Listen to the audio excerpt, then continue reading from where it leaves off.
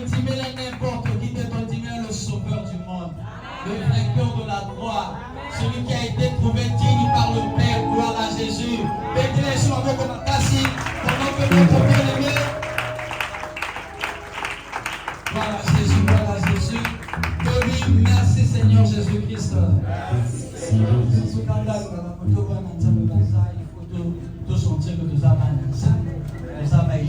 Alléluia. Souvenez-vous que Élie n'avait pas d'armée derrière lui, mais le roi qui avait l'armée le craignait. Alléluia. À cause de la puissance de son Dieu qui était en lui. Alléluia. Ça, la Katia, revenu là-bas dans sa vie, il faut manifester bien évidemment notre joie. Amen. Le thème de notre journée d'évangélisation, c'est Jésus, le chemin, la vérité, la vie. Jean 14, verset 6. Alléluia. Certainement, tu as reçu l'invitation, tu as partagé l'invitation, donc tu as le thème. Donc on dit que Jésus est le chemin, la vérité et la vie. Je pense que chacun de nous a reçu ce papier à l'entrée. Nous pouvons donc tous le prendre. Nous pouvons tous le prendre. On va prendre son papier. Je vais rapidement faire la lecture pour aider tout le monde. Alléluia. Il est écrit au-dessus, présentation de Jésus-Christ. De cet homme-là qui est le chemin, la vérité et la vie. Il n'est pas chemin, vérité, vie au hasard. Il a une base qui fait qu'il soit le, pas un chemin autant pour moi, mais qu'il soit le, c'est-à-dire l'unique chemin, la seule vérité et la seule vie. Alléluia. Parce que hors de lui, il n'y a pas de vie. On a écrit ici origine et nature divine.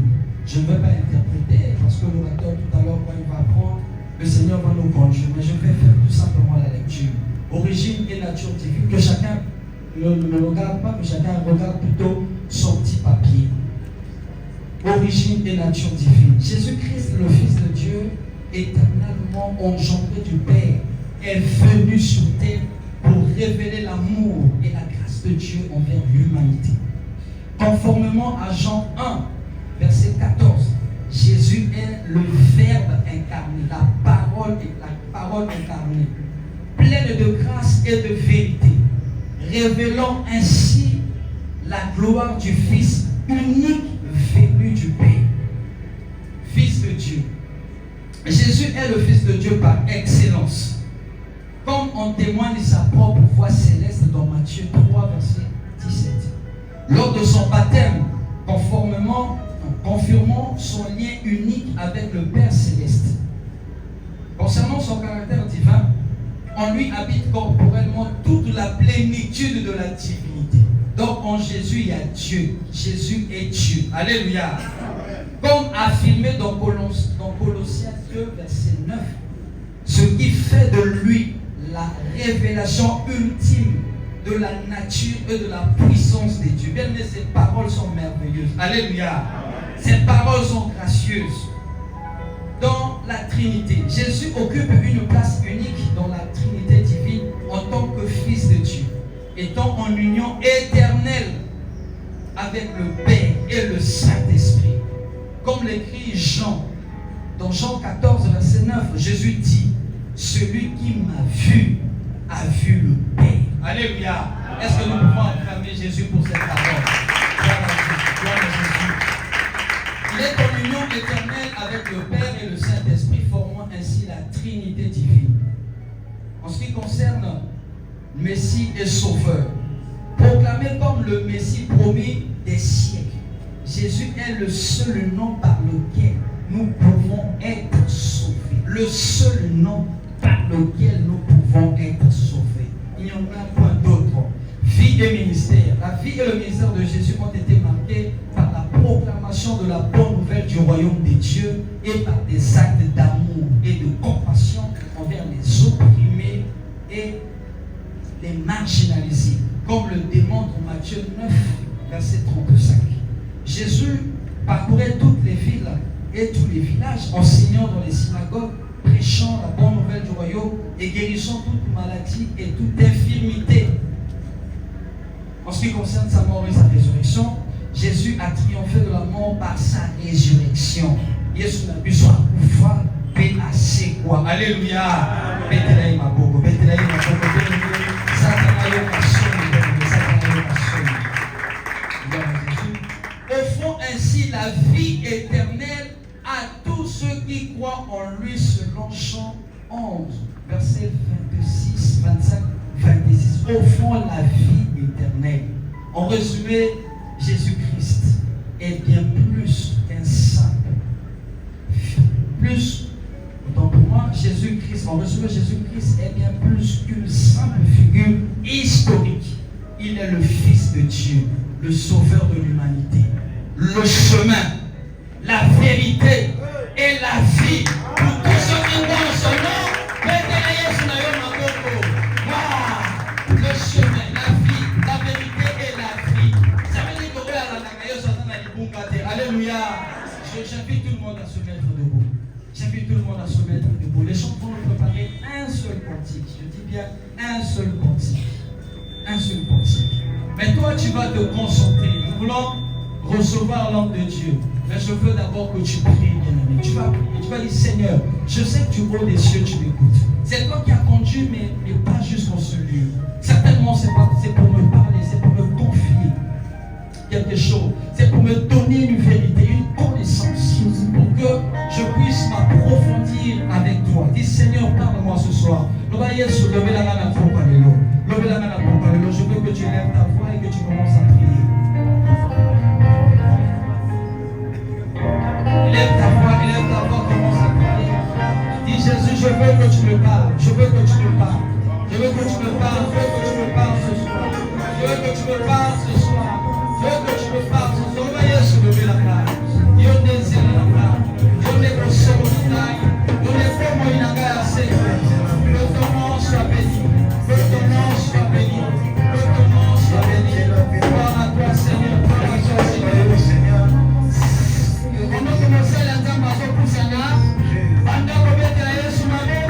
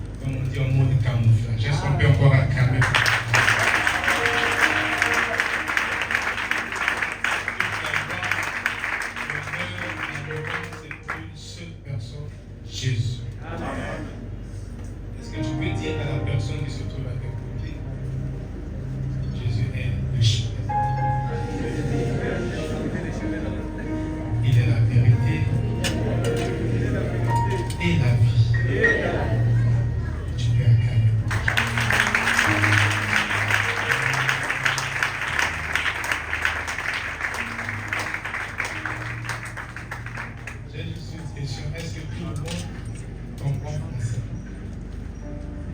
S'il y a quelqu'un ou des gens qui ne comprennent pas français, s'il y en a dans la salle, est-ce qu'il y en a? Parce qu'il faudrait que le message, que tout le monde reçoive le message, tout le monde. Il n'y a pas de main, sinon on doit faire appel à un interprète. N'ayez pas honte, on veut que le message passe. Si on a moto comprendre que le français était, tout le monde a français. Le français c'est comme le lingala pour les Français. Amen. Alléluia. Amen. Donc on ne peut pas se glorifier de parler français. Donc s'il y a quelqu'un qui ne comprend pas ce langage, cette langue, il n'y en a pas. Alléluia. On acclame pour nous-mêmes.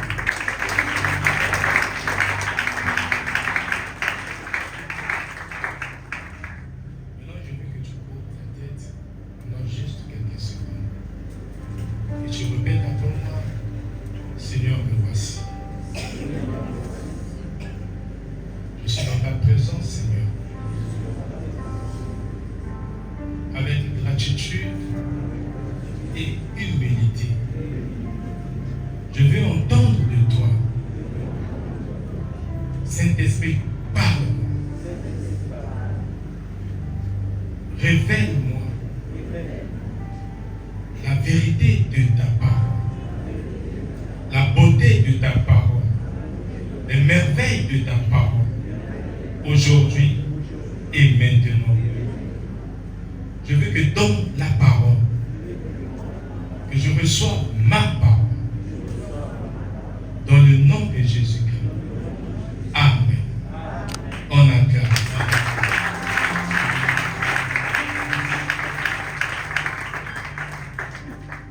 Nous allons donc écouter le livre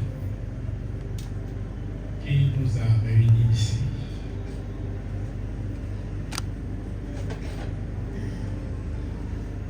C'est écrit sur le dos des t-shirts.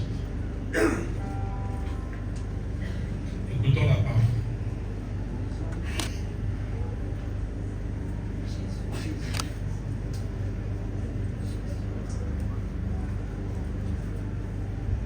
Jésus. Lisons la parole de Dieu dans le livre de Jean chapitre 14, verset 6. Il est écrit, Jésus lui dit, je suis le chemin, la vérité et la vie. Nul ne vient au Père que par moi. Amen. Amen. Si nous sommes là, c'est pour comprendre avec l'éclairage du Saint-Esprit qu'est-ce que cette affirmation veut dire. Ce n'est pas quelqu'un qui a dit que Jésus est, c'est Jésus lui-même qui déclare que je suis le chemin, la vérité et la vie. Comme l'évangéliste a dit, il n'a pas dit que je suis un chemin, ou je suis une vérité, je suis une vie. Non. Nous connaissons tous, quand on parle de un, ça veut dire que ce n'est pas connu. On peut avoir plusieurs, et on dit un. Et quand on dit le, ça veut dire que c'est le véritable. C'est le seul. Et Jésus dit, je suis le chemin. La vérité et la vie. Nous allons donc explorer, on commence par le chemin, on ne peut pas mélanger qu'est-ce que le chemin, la vérité et la vie. Nous devons d'abord comprendre qu'est-ce que c'est que, pourquoi Jésus dit qu'il est le chemin. C'est quel chemin? Le chemin unique pour vivre l'éternité. L'unique chemin, à partir, comme on dit B de cette phrase, dit nul ne vient au Père que par moi. Ce n'est pas pour aller au paradis, simplement, mais c'est pour vivre dans la présence de Dieu. Tu ne peux pas vivre la présence de Dieu et bénéficier des effets bienfaits ou des avantages de la présence de Dieu si tu ne passes pas par Jésus. Vous savez, la vie éternelle ne se limite pas ou ne se symbolise pas après la mort. Quand Jésus dit, je suis le chemin, je suis la vie, je suis la vérité, il est le chemin, c'est par son chemin, c'est par son canal, c'est par sa vie que tu peux vivre l'éternité. Il y a donc des avantages ainsi que des inconvénients de ne pas marcher sur le chemin de Jésus. C'est-à-dire de ne pas le connaître. Si tu ne le connais pas, tu ne peux pas le recevoir. Il y a donc des inconvénients. S'il y a des inconvénients, il y a donc des avantages. Parmi les avantages, c'est là où lui-même dit, nul ne vient au Père que par moi. Et vivre avec le Père, être un enfant de Dieu, c'est la meilleure des vies qui puisse exister. C'est la meilleure des vies. Donc, j'invite une personne à méditer. Parce que quand on dit je suis le chemin, ça veut dire je suis le guide. Je suis le guide. C'est donc moi qui vous conduis. Ce n'est pas le chemin par lequel tu peux marcher, mais c'est lui qui est le guide. C'est lui qui te guide dans ta vie. C'est-à-dire que si tu ne suis pas Jésus, tu vis, en fait, tu ne vis pas, tu es dans la mort. Parce qu'on va expliquer la mort, c'est pas la perte de vie, mais c'est la distance, la séparation avec Dieu. Or, la connexion, la communication avec Dieu passe par Jésus. Tu vas méditer. Jésus te guide comment? Il te guide au travers donc de la compassion, au travers de la justice et au travers de sa paix. C'est ce que tu dois voir. Quand tu as Jésus, tu suis le chemin, tu as la guidance de Jésus.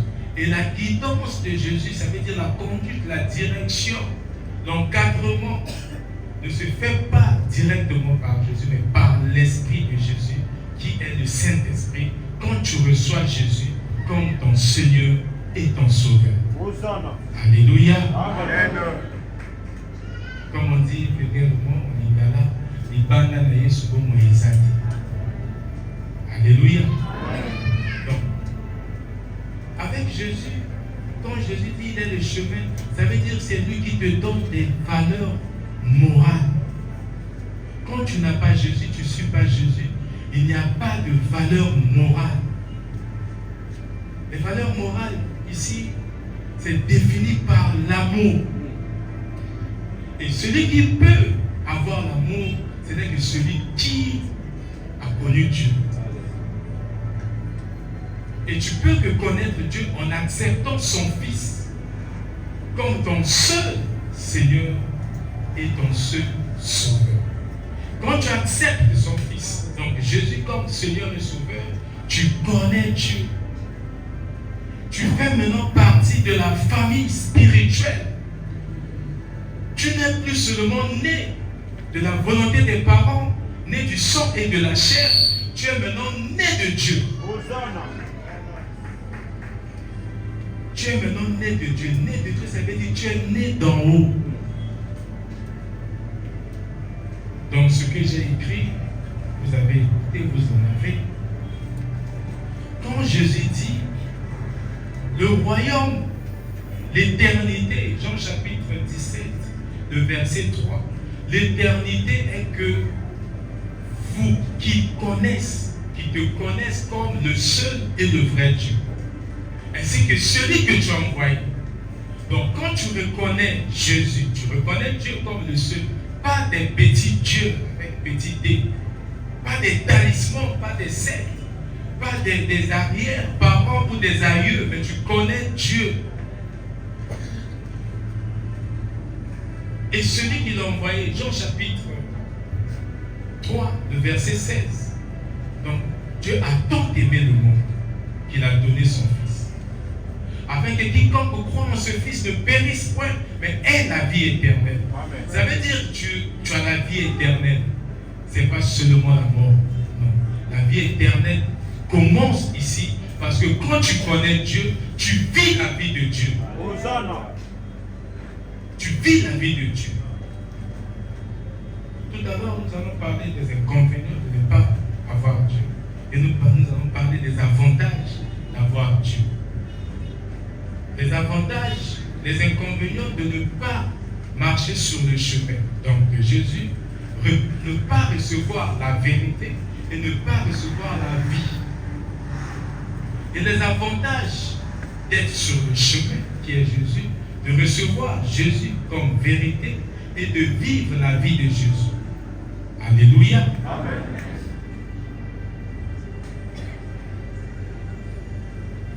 Vous allez comprendre que dans ce royaume, vivre le chemin, quand tu suis le chemin, tu suis Jésus, tu fais partie de la famille divine, la famille spirituelle. Donc tous, nous sommes, tous tels que nous sommes, ceux qui sont appelés enfants de Dieu, n'ont qu'un seul Père. Hosanna.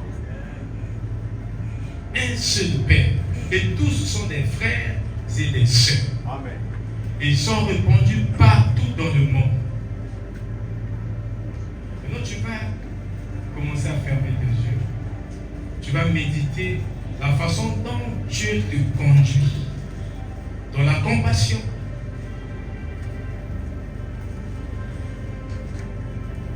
Dans sa paix. Et dans sa justice.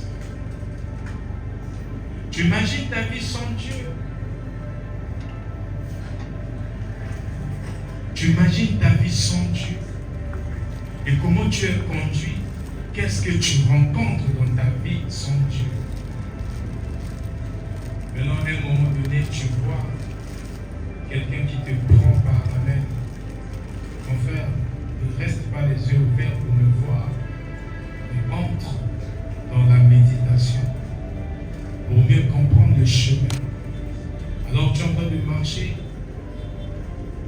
dans une vaste voie où il n'y a personne, tu rencontres des embûches, tu rencontres des difficultés.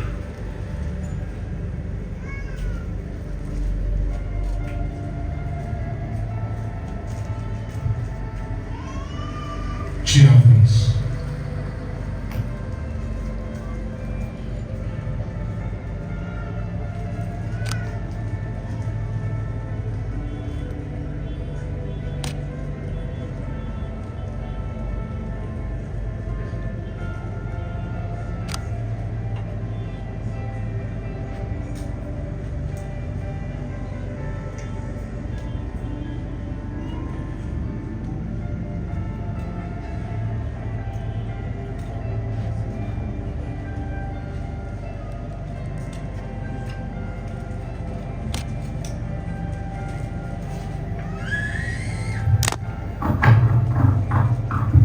Tu effectues un voyage avec beaucoup de confusion.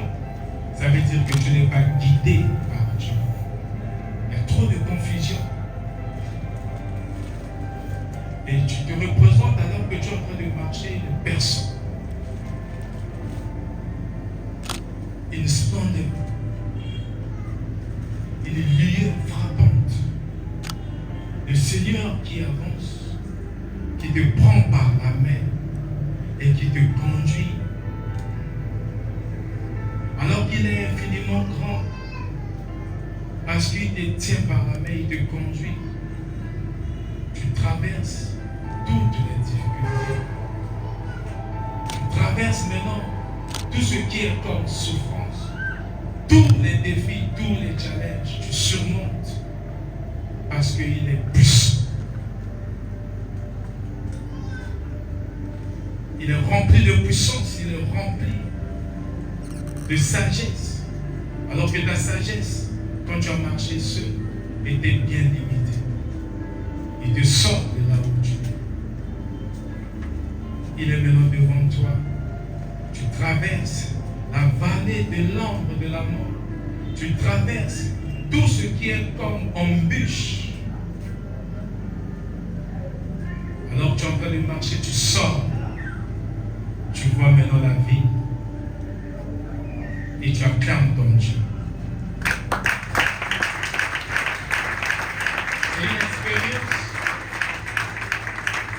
Si tu es entré dans la profondeur, tu vas réaliser que tu sens. Surtout pour ceux qui n'ont pas encore reçu Jésus comme leur Seigneur et Sauveur. Quand la Bible dit, Jésus dit, je suis le chemin, ça veut dire qu'il est le modèle de vie. Alléluia. Quand tu vis comme Jésus, tu vis à l'exemple de Jésus, tu parles comme Jésus, tu te comportes comme Jésus, tu marches comme Jésus, tu réagis comme Jésus, tu pries comme Jésus. Tu vis dans la présence de Dieu. Tu es dans la présence du Père. Jean chapitre 13, le verset 15, la Bible dit, car je vous ai donné un exemple, afin que vous fassiez comme je vous ai fait. Alléluia. Jean 13, 15. Car je vous ai donné un exemple, afin que vous fassiez comme je vous ai fait. Ça veut dire quand nous sommes sur le chemin, Jésus est le chemin, il nous dirige, il nous guide, il est notre modèle de vie. Nous marchons à son exemple. Nous faisons aux autres ce que Jésus a fait. Qu'est-ce que Jésus a fait? Jésus s'asseyait avec tout le monde.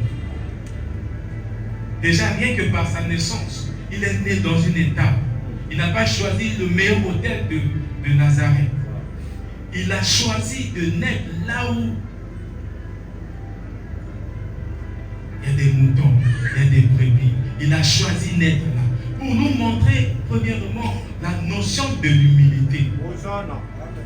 Un enfant de Dieu, celui qui a Jésus, celui qui suit le chemin, c'est cette personne qui est humble. Amen.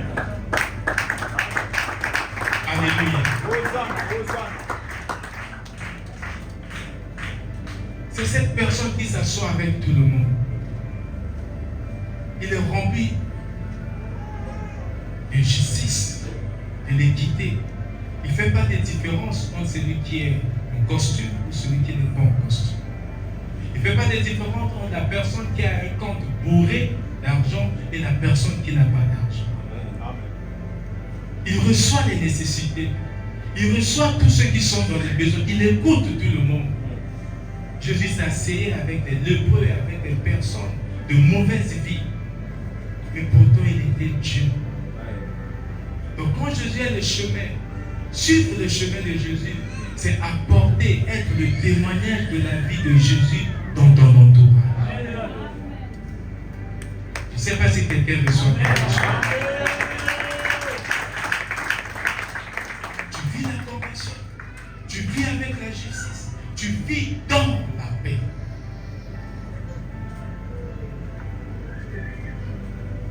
Avant donc de parler des inconvénients, nous allons finir la vérité afin de parler de la vie et nous allons parler des inconvénients, de ne pas suivre le chemin, de ne pas être dans la vérité et de ne pas avoir la vie de Jésus.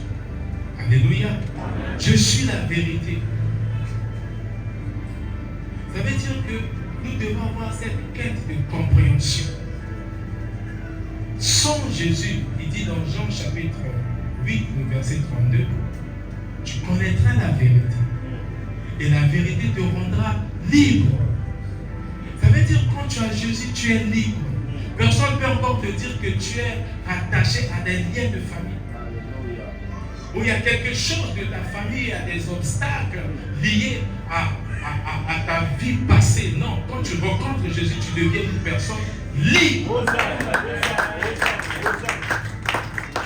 Tu n'as plus besoin de délivrance. Alléluia. Ta délivrance se fait une seule fois dans la vie. Si tu rencontres un homme de Dieu qui dit non, tu as des témoins, tu veux passer par la délivrance, tu le regardes, tu dis mensonge. J'ai été déjà délivré parce que j'ai rencontré Jésus. Il est le chemin, il est la vérité, il est la vie. Quand je le rencontre, c'est lui la vérité. Je suis donc un homme libre. Galates chapitre 3, le verset 13, le verset 14. Il dit que Christ nous a rachetés de la malédiction de la loi, étant devenu lui-même malédiction, car il est écrit, maudit soit quiconque qui sera pendu au bois, et pour nous donner la bénédiction d'Abraham. Hosanna, Hosanna, Hosanna, Alléluia. Donc c'est la délivrance totale. La délivrance complète, entière et totale. Parce qu'il est la vérité. Quand tu le reçois, tu as Jésus. Tu as Jésus, ça veut dire quoi? Tu l'invites dans ta vie. Il vient diriger, te guider, te conduire, te protéger, te garder, t'assurer la sécurité. Il devient... Toi, tu ne vis plus. Alléluia. C'est maintenant Jésus qui vit en toi. C'est ce que Paul a dit dans Galates chapitre 2, le verset 20. J'ai été crucifié avec Christ. Et si je vis aujourd'hui, ce n'est plus moi qui vis, c'est Christ qui vit en moi. Et quand Christ vit en toi, mon frère, ma soeur, qui peut être contre toi? Romains chapitre 8, verset 31. Personne. Parce que tu as Dieu en toi. Recevoir Jésus, ce n'est pas une utopie. Ce n'est pas seulement des baratins. Vivre avec Jésus, c'est vivre la vie que Jésus avait préconisée pour toi. Tu deviens l'image. Il est la vérité. Quand tu le reçois, la Bible dit dans Jean chapitre 1, le verset 12. Car tous ceux qui l'ont reçu, tous ceux qui ont reçu la parole, parce que au verset 1, il dit, au commencement était la parole. La parole était avec Dieu et la parole était Dieu. Rien de tout ce qui a été fait dans le monde a été fait sans elle, sans la parole. On peut repartir dans Genèse chapitre 1, au premier verset. Au commencement, Dieu créa les cieux et la terre. La terre était informe et vide, mais l'Esprit de Dieu se mouvait au-dessus de la vie. Dieu dit, lumière soit. Et la lumière fut. Alléluia. Voilà au commencement comment était la parole.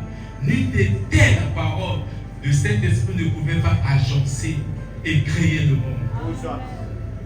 Et quand tu reçois cette parole qui est la lumière du monde, la parole te donne le pouvoir, te donne le droit de devenir enfant de Dieu. Amen. Alléluia. Tu deviens enfant de Dieu. Ça veut dire quoi? Tu n'es plus né de la chair et du sang de tes parents. Tu es maintenant né d'en haut. Ça veut dire né d'en haut, ça veut dire né de Dieu. Comme quand on est né, on voit que ma fille ou mon fils me ressemble parce qu'il porte mon ADN, il porte mes chromosomes. Et toi aussi, quand tu es né de Dieu, tu portes les chromosomes de Dieu. Tu portes le patrimoine génétique de Dieu. Tu portes donc. Ce n'est plus le sang, alléluia. Ce n'est plus la chair. Tu portes le Saint-Esprit. C'est le Saint-Esprit. 1 Corinthiens chapitre 3, le verset 16. Ne sais-tu pas que ton corps est le temple de Dieu? Mais c'est quand tu reçois Dieu que ton corps devient le temple de Dieu. Quand tu n'as pas Jésus, tu n'as pas la vérité, ton corps ne peut pas être le temple de Dieu. Dieu n'habite pas en toi. Jusque dans l'Ancien Testament, toi qui as Jésus, tu es largement meilleur que tous les personnages de l'Ancien Testament. Parce que eux, Dieu venait, le Saint-Esprit venait, visitait et répartait. C'est pour cela, faites attention. Quand tu as Jésus, il ne faut pas chercher encore à invoquer que le Saint-Esprit descende. Non. Il ne fait pas des va-et-vient sur le ciel et la terre. Non. Quand nous allons célébrer, nous avons célébré la Pentecôte. C'est pour célébrer, pour fêter sa descente éternelle. Amen. Jésus a dit dans Jean chapitre 14, le verset 16 au verset 17, je prierai le Père pour vous envoyer un autre consolateur qui restera éternellement avec vous. Amen. Et Jésus, avant, quand il monte lors de l'Assomption, il dit, vous restez sur place, attendez. Attendez sur place le Saint-Esprit. qui n'est autre que lui, parce qu'il a dit dans Matthieu chapitre 28, le verset 20, voici, je suis avec vous tous les jours. Et il est avec nous tous les jours. Ceux qui reçoivent Jésus comme leur chemin, comme leur vérité, comme leur vie, Jésus est avec eux tous les jours. Mais le problème, c'est quoi? Parfois, nous oublions qu'il est avec nous. Nous oublions. Quand on est malade, tu souffres, il y a la maladie, ton enfant, la maladie est en train de se balader d'un enfant à un autre. Tu oublies que Jésus avait dit qu'il sera avec toi tous les jours. Tu cherches les charlatans, tu quittes là où il y a la vie pour chercher encore la mort. Alléluia. Il est avec toi. Tu sais ce que tu vis n'a rien à voir avec ce que Dieu a dit. Ce que Dieu a dit est plus vrai que ce que toi tu vis. Alléluia. Amen. Parce que Jésus, ce que Dieu dit, c'est la vérité. Romains chapitre 10, verset 17. On dit que le juste. Non. La foi vient de ce qu'on entend.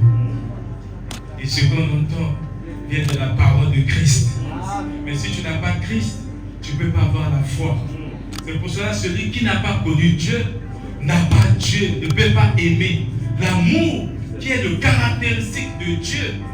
Mon frère, ma soeur, si tu n'as pas Dieu et tu dis à un frère, à une soeur que j'ai l'amour, nous mensonge. Tu n'as pas l'amour, l'amour vient de Dieu. 1 Jean chapitre 4, verset 5 à 8. Celui qui n'a pas connu Dieu n'a pas l'amour. L'amour vient de celui qui a connu Dieu. Sinon tu vis dans la vie, tu vis sans Dieu. Alléluia. Tu peux donc pas avoir l'amour. Tu peux manifester la gentillesse qui glisse facilement vers l'hypocrisie, mais pas l'amour. Alléluia. Quand il dit je suis la vérité, Éphésiens chapitre 4, écoutons Éphésiens 4, verset 27. Il nous parle de l'authenticité, de l'intégrité. Ça veut dire que quand tu as Jésus, tu deviens un enfant intègre. Tu es authentique dans ta foi et dans ta manière de vivre.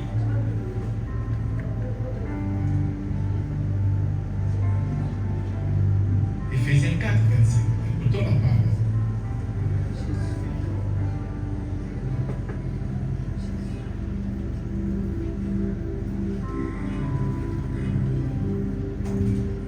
C'est pourquoi renoncez au mensonge et dites la vérité.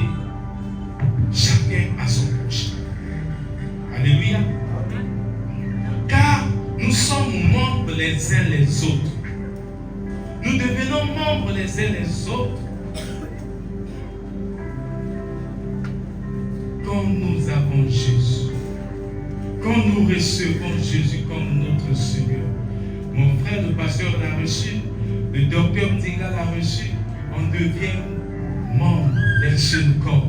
On devient cette authenticité. Peu importe ton placement, peu importe l'endroit où tu te trouves. Avec tous ceux qui ont reçu Jésus, nous sommes tous frères et sœurs. Nous devons se dire la vérité. Nous devons s'éloigner du mensonge. Un enfant de Dieu vit dans l'intégrité, dans l'authenticité de sa foi. Or, si tu n'as pas Jésus, tu peux mentir comme tu veux. Mais quand tu mens comme tu veux, qu'est-ce qui t'arrive? Est-ce que tu es en train d'arranger ou tu es en train de détruire autour de toi? Tu ne fais que détruire. Un enfant de Dieu, c'est un agent de réconciliation. Celui qui a Jésus comme vérité ne ment pas, n'est pas dans la tromperie. Il fait attention à ce qu'il dit. Parce qu'il regarde son frère comme étant au-dessus de lui-même. Parce qu'il sait que le même Dieu qui est en lui, c'est le même Dieu qui est dans son frère. Le même esprit qui est en lui, c'est le même esprit qui est dans la soeur. Alléluia.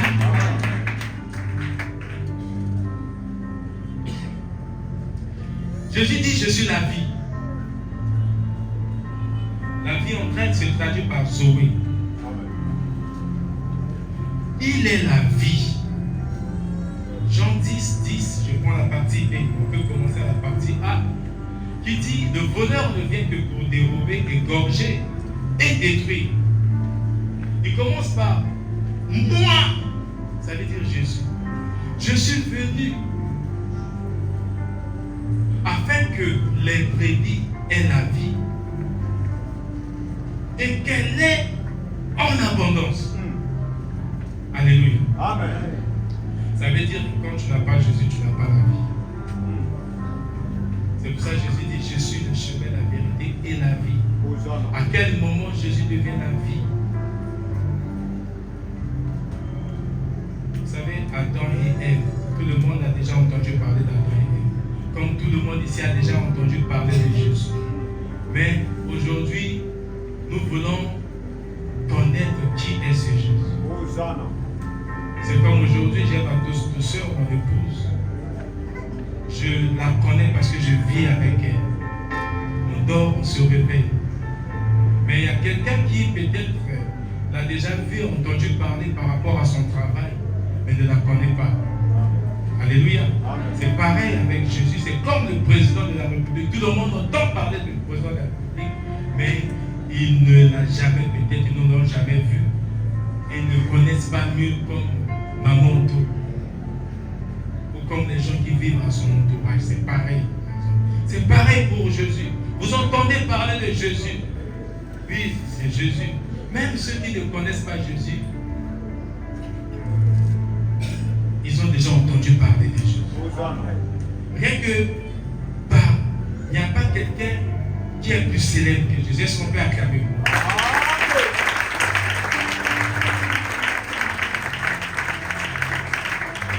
Ceux qui refusent Jésus, on prend les historiens, tout ce qui est philosophie, tout, mais ils commencent la vie à partir de Jésus. On dit l'an zéro par rapport à quoi? Par rapport à Jésus. Les années avant Jésus. Donc, parfois nous connaissons Jésus seulement comme ça. Un Jésus historique. C'est pour ça que la fin dit Jésus n'est pas seulement cet homme historique, mais c'est le Fils de Dieu. Dieu incarné. Quand Dieu a créé l'humanité, il a créé l'homme à son image. Genèse chapitre 1, le verset 26 et verset 27. Il a dit, faisons l'homme à notre image et à notre ressemblance, afin que l'homme domine sur toute la création. Mais l'homme n'a pas pu dominer sur toute la création. L'homme a perdu donc le caractère, le critère d'être l'image de Dieu. Parce qu'il n'y avait pas, il n'était plus en communion, en intimité avec Dieu. Il ne peut pas être l'image. Parce que ce que l'homme fait sans Dieu, ce n'est pas ce que Dieu fait. Alléluia. Amen. Quand tu n'as pas Jésus, tu vis dans la débauche. Tu vis dans la fornication. Tu penses que ce que tu fais, c'est bon. Tu vis dans les fétiches. Ça veut dire tu fais, si toi tu es une dame, une femme, belle femme, mais tu trouves que ce que Dieu, tel que Dieu t'a fait, ça ne suffit pas. Il faut aller voir les bigoutis. Il faut aller voir des gens pour qu'on te nettoie, on te lave, que tu paraisses propre, que tu paraisses belle. Mais tu ne sais pas ce que le diable est en train de mettre sur toi. Alléluia. Amen. Or, quand tu as Dieu, tu ne peux pas vivre ça. Tu deviens dépendant de Dieu. Tu vis la vie de Dieu.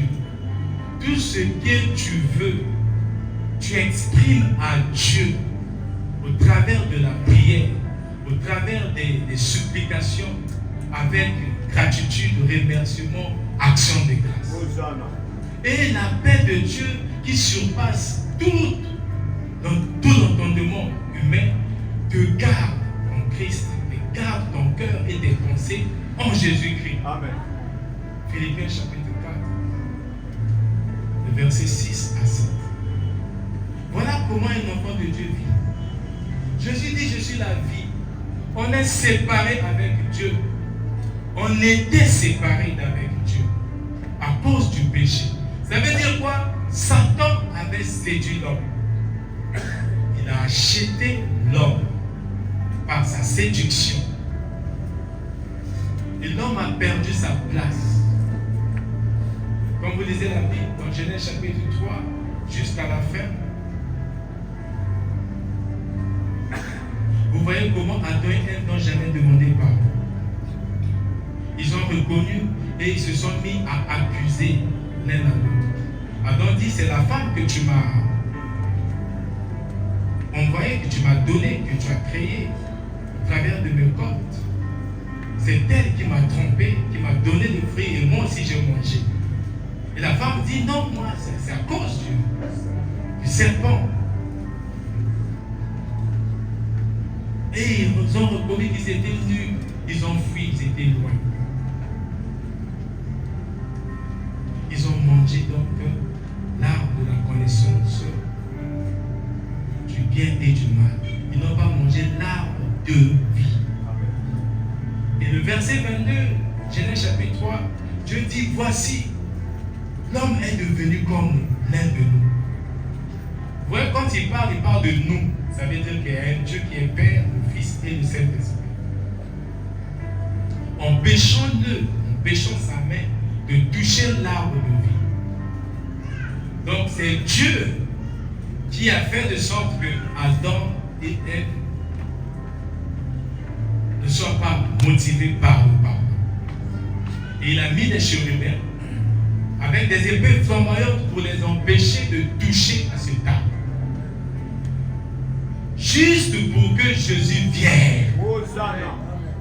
Parce que là nous parlons de Genèse 22, Genèse chapitre 3, le verset 22. Au verset 3, quand il était en train de donner la sentence, il a dit au serpent que la descendance de la femme te gracera.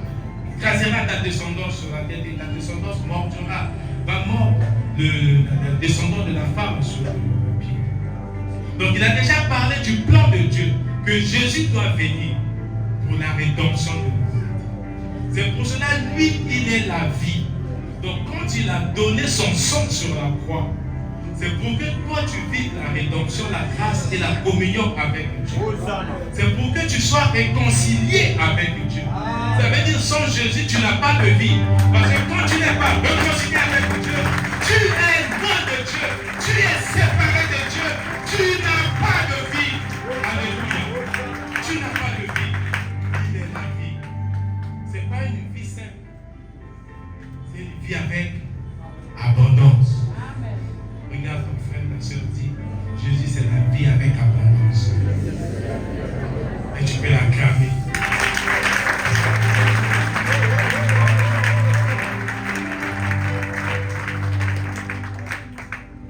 Comme c'est la vie avec abondance, ça te donne donc l'espoir et la résilience. Romains 8, 38 à 39. Romains chapitre 8. Le verset 38 au verset 39. Et 39, nous lisons, car j'ai l'assurance que ni la mort, ni la vie, ni les anges, ni les dominations, ni les choses présentes, ni les choses à venir, ni les puissances, ni la hauteur, ni la profondeur, ni aucune autre créature ne pourra nous séparer de l'amour de Dieu manifesté en Jésus-Christ notre Seigneur. Amen. Amen. Voilà, même pas la mort. Quand tu es en Jésus-Christ, personne ne peut te séparer de l'amour de Dieu. Personne. Tu vis donc avec cette résilience, avec cet espoir que personne ne peut te séparer. Et tu comprends par là que la résurrection de Christ t'a donné la victoire sur la mort, la victoire sur le péché, la victoire sur le mal, la victoire sur les conséquences. Sur les conséquences du péché. Alléluia.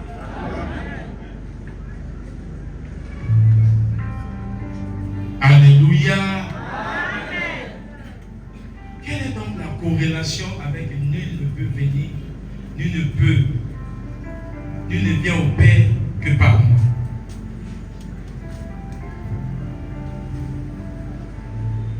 conséquence du chemin, c'est la conséquence de la vie et de la vérité. Ça veut dire que quand tu reçois Jésus, tu reçois l'Esprit de Dieu.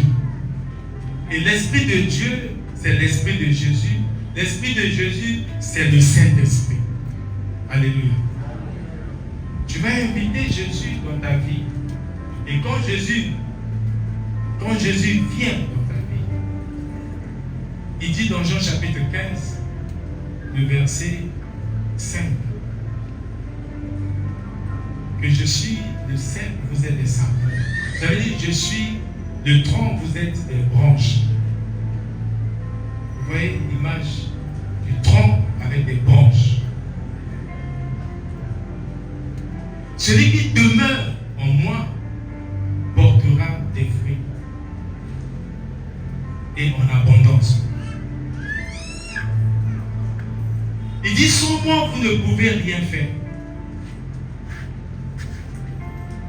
Ça veut dire quand tu as Jésus, tu t'approches à lui, tu dépends de Jésus, tu demeures avec lui et tu vis le royaume de Dieu. Le royaume de Dieu,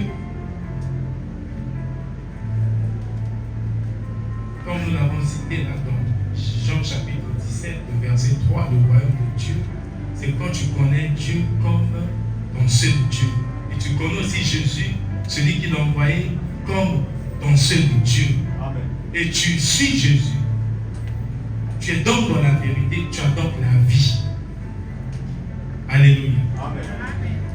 Et quand tu as Jésus, c'est comme une branche qui est attachée au tronc. La branche reçoit la sève qui circule dans le tronc pour sa nutrition, donc pour vivre, pour donner des fleurs et donner des fruits. Alléluia. Et quand tu es enfant de Dieu, tu as Jésus en toi, tu dépends de lui, tu reçois la vie Zoé en toi. Par conséquent, tu peux tout par Christ qui est en toi. Philippiens chapitre 4, le verset 13. Tout ce que tu n'arrivais pas à faire quand tu n'avais pas Jésus, avec Jésus, tu arrives à le faire. Parce que ce n'est plus par toi. C'est une force qui est au-dedans de toi.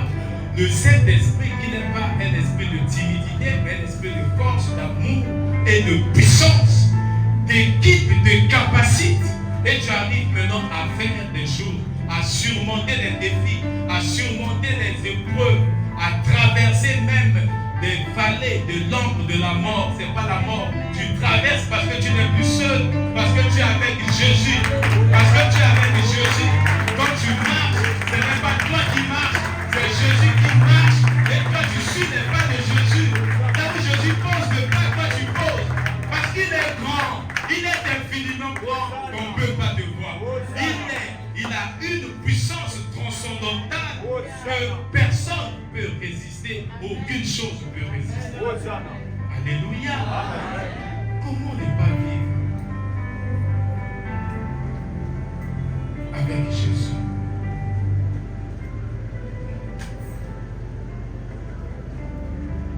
Nous allons donc parler des inconvénients.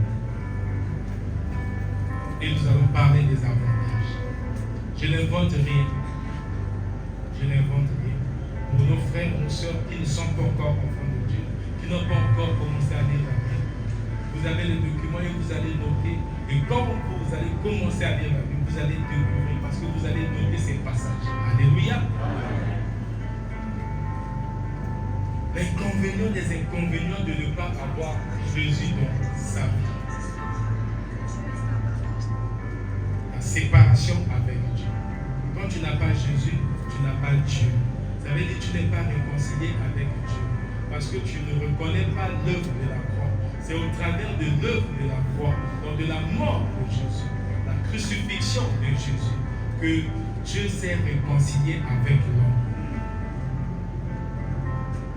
Parce qu'il y a une séparation au travers de la désobéissance d'Adam et Ève. Mais Dieu est venu réconcilier l'homme depuis Adam et Ève par le sacrifice de la croix. dans la crucifixion et la résurrection de Jésus. Quand nous célébrons Pâques, nous célébrons donc la mort et sa résurrection. Après, il y a eu son ascension, il est monté pour descendre sous forme du Saint-Esprit habitant en nous. Un enfant de Dieu reconnaît qu'il a Dieu. Et donc il comprend que tout ce qu'il fait de bien ne vient pas de lui. Ça vient de Dieu. Amen. Mais quand tu n'as pas Jésus, tu es séparé d'avec Dieu. Romains chapitre 3, le verset 23, la Bible dit: car tous sont péchés et sont privés de la gloire de Dieu. Ça veut dire que tu vis dans le péché. Le péché agit toujours en toi. Le péché est ôté quand tu reçois Jésus. Le péché originel. Vous savez pourquoi dans ce document on dit qu'il est le fils de Dieu, Jésus? Parce que après le péché, après la chute d'Adam et Ève, dans la chute de l'homme était contaminé par le péché. Il n'y a pas un sang capable de souiller le péché ou d'ôter le péché du monde. C'est pour cela, dès les prophéties messianiques, vous voyez, on parle de la Vierge. Pourquoi la Vierge? Parce que pour la naissance d'un enfant, la femme ne donne pas de sang. Le sang vient de l'homme. Si c'était Joseph, le père de Jésus, Jésus devait porter le sang de Jésus. Il fallait que le Saint-Esprit vienne. Luc chapitre 1, le verset 35 jusqu'au verset 37. Le Saint-Esprit, le verset 37 dit que le Saint-Esprit a couvert Marie de son ombre et il l'a rempli de sa puissance. Et c'est par là que Jésus est arrivé. Donc ce n'est pas le sang humain qui a donné la vie de Jésus. Et donc 100% humanité, donc homme 100% Dieu. Et c'est pour cela qu'il fallait donc que son sang lave le péché du monde. Quand vous lisez Exode chapitre 25, vous voyez comment à l'époque, et selon le Lévitique, comment le sang du bouc nettoyait juste pour une année de pardon. Dans l'arche de l'alliance, le souverain sacrificateur entrait et prenait donc le sang du bouc, renversait sur le couvert qui couvre l'arche de l'alliance. Cette caisse-là qui est l'arche, qu'on appelait l'arche de l'alliance. Il y avait deux chérubins qui se regardaient. Et sur l'arche, donc le couvert, qu'on appelait le propitiatoire, on versait le sang du bouc, pour l'image du sang de Jésus. Le sang ne ôtait pas le péché. Le sang du bouc n'a pas ôté. C'était juste pour un moment. Il fallait donc que Jésus fasse l'œuvre de la croix, passe sur la croix. Et on appelait ça, il a expié le péché du monde au travers du sang de Jésus. Et Dieu s'est réconcilié avec l'homme. Et du coup, quand tu reconnais que Jésus est le Fils de Dieu, il est mort sur la croix pour tes péchés, pour te sauver. Il est ressuscité d'entre tes morts. Tu reconnais cela, tu deviens enfant de Dieu. Amen. Tu deviens enfant de Dieu. Les Africains, le noir, le Congolais est habitué à l'animisme. Il faut seulement prendre le sang du crapaud, mélanger avec le pipi des grenouilles. Tu prends l'haricot, tu prépares. Là, tu deviens enfant de Dieu. Non! Amen. Alléluia! Amen. Juste de croire que Jésus-Christ est le Fils de Dieu. Tu crois dans ton cœur, Romains chapitre 10, verset 9, et tu confesses de ta bouche. Tu es sauvé. Alléluia.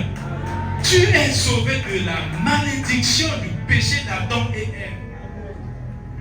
Tu entres donc dans l'alliance avec Dieu par Jésus-Christ. Amen.